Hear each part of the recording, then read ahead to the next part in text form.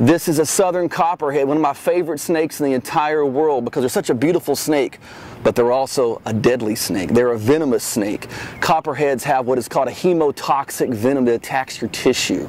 And they're dangerous because, look at that, it camouflages itself perfectly in the leaves. People get bit a lot because they don't realize the snake's right on top of them. Matter of fact, when we caught this snake, almost walked on it. They're amazing, amazing snake, and we're going to learn a lot about them right here. Check out those fangs. They're small, but they can put venom. Look at that venom coming out. Check that out. You see that? You see that venom running out? This guy put his fangs in there. Check it out.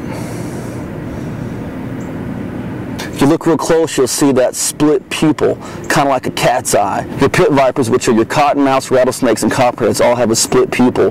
There are a variety of snakes, including water snakes, that imitate both the cottonmouth and the copperhead, and they have a round pupil. But check this guy out biting. This is not a happy snake right now. There's a poem, I don't know if you ever heard it. It says, red and yellow, kill a fellow. Red and black, venom lacquer. Red and black, friendly jack. That's a poem that was made to help people distinguish the coral snake from the other snakes that mimic a coral snake. A coral snake is the most beautiful snake that we have in our area that's a venomous snake. They have a red and yellow pattern. This is a Louisiana milk snake. This is the first one I ever caught, and we're going to release him right back to where he came from.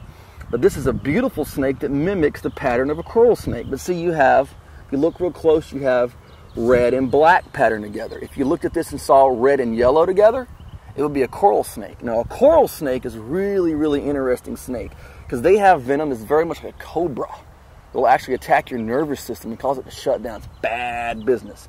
People don't get bit by coral snakes much because they're pretty much non-aggressive, and they live under like logs and stuff, and people get bit maybe picking logs or timber up and things like that. But these snakes are mimicking the coral snake. Or is the coral snake mimicking the milk snake? Is it wanting to fool you? You need to know your snake. Now, let me ask you a question, girl. Do you think you need to go out there, if you have to rely on poetry to determine if you need to pick a snake up, you think you need to pick the snake up? No. Probably not. Now, I'm going to be honest. I caught this guy. I looked at him and said, red and yellow, kill a fella. Okay, we're good.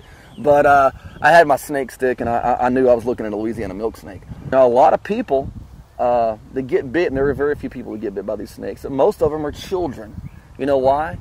Little kid will walk up and see something beautiful like this, and they'll pick it up.